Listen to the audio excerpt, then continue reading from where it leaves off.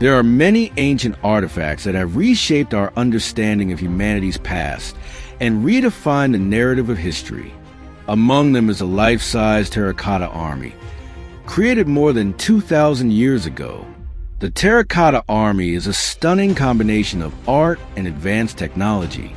It is considered one of the greatest artistic achievements of the ancient world, blending sophisticated techniques in metallurgy, ceramics, and underground architecture, much of which still remains a mystery to this day.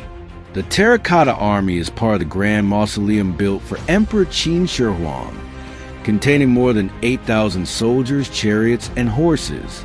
Construction began around 246 BC in ancient China. The site was rediscovered in the 1970s, and archaeologists who examined the remains soon realized that this burial complex was nothing short of a breathtaking marvel. The soldiers were not placed randomly. They were arranged in realistic battle formations. Light infantry at the front lines, chariots and archers in the center, and cavalry units in the rear, as if marching proudly into war. These statues were clearly not just decorative pieces. They were meant to represent a real army that would follow their emperor into the afterlife.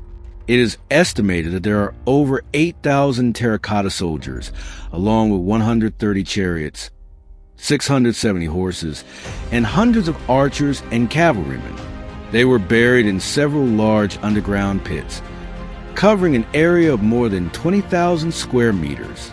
Each soldier stands between 175 and 190 centimeters tall, larger than the average man in China at the time.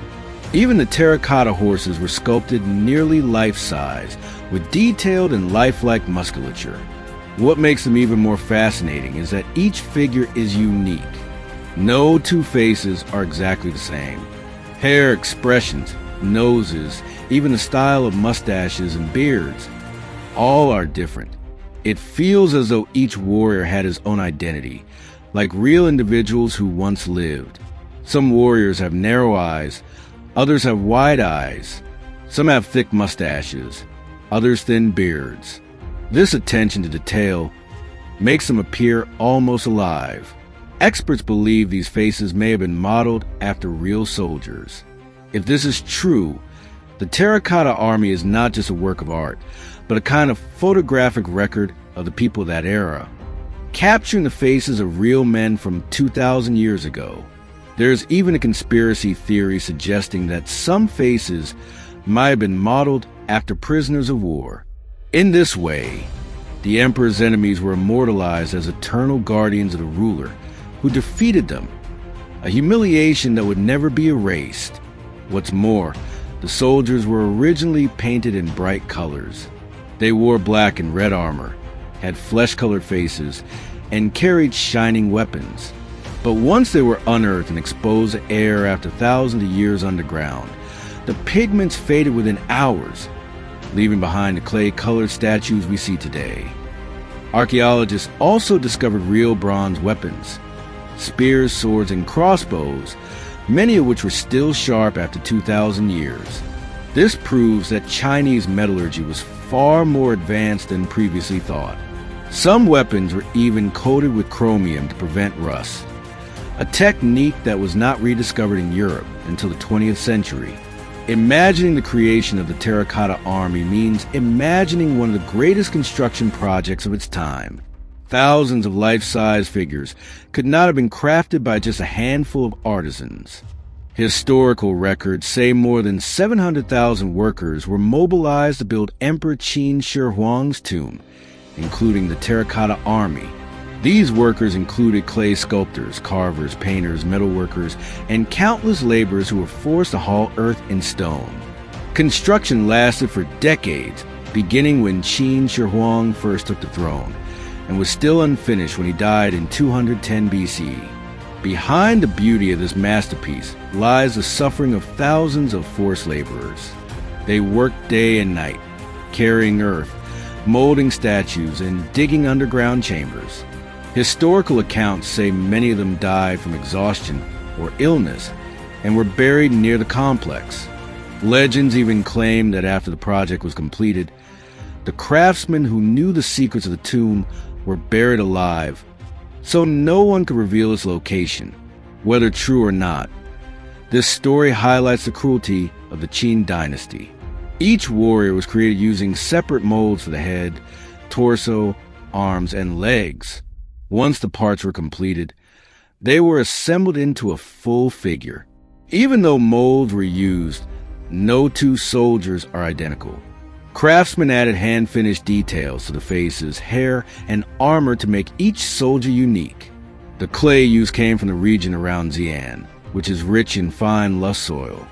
After being shaped, the statues were dried and then fired at high temperatures, a technique that allowed them to survive underground for over 2 millennia. The mausoleum of Qin Shi Huang contained far more than just a Terracotta Army. Inside were miniature palaces, mountains of gold and silver, and rivers of liquid mercury designed to flow like real waterways. But so far, archaeologists have only excavated the 3 main pits containing the soldiers. The emperor's actual burial chamber, which lies beneath a massive pyramid-shaped mound, remains untouched. The reason is both technological and practical. As mentioned earlier, when the first soldiers were unearthed in the 1970s, their colors vanished within hours of exposure to air. Opening the main tomb without proper preservation technology could destroy everything inside almost instantly. There are also potential dangers hidden within the tomb. The Chinese historian Sima Qian wrote that the chamber was rigged with automatic crossbows that would fire upon intruders. He also described how the floor of the tomb was designed as a map of China, with rivers of liquid mercury flowing through it. Modern soil tests show unusually high levels of mercury around the burial mound, supporting Sima Qian's account.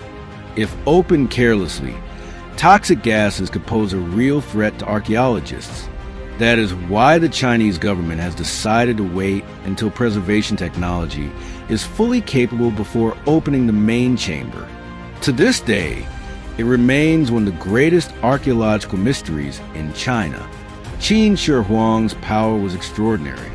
During his reign, he standardized currency, written language, and even the width of wagon axles so that all roads could be used uniformly. He commissioned massive road building projects, canals, and most famously, the Great Wall of China to defend against nomadic invaders. However, behind these achievements, Qin Shi Huang was also known as a tyrant. He burned books that he considered threatening to his authority and buried scholars alive. To him, history and knowledge were tools of propaganda, not a legacy of wisdom.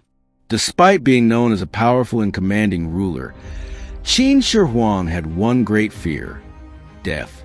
He could not accept that one day his body would perish. He sent expeditions to distant islands in search of an elixir of immortality. Ironically, many of the potions he consumed contained mercury, which slowly poisoned him. To ease his fear, Qin Shi Huang ordered construction of the largest tomb in Chinese history. It was designed not just as a final resting place, but as an underground empire, complete with palaces, treasures, and the Terracotta Army. He believed that even in death, he would continue to reign, guarded by an army ready to fight for him. Ironically, though meant to symbolize eternal power, Qin Shi Huang's project highlighted the fragility of his rule. The Qin dynasty collapsed only 15 years after his death. His weak successor failed to hold the empire together, and rebellions destroyed much of what he built. Yet the Terracotta Army survived, the eternal legacy he built for himself. Qin Shi Huang may have failed to immortalize his dynasty, but he succeeded in immortalizing himself.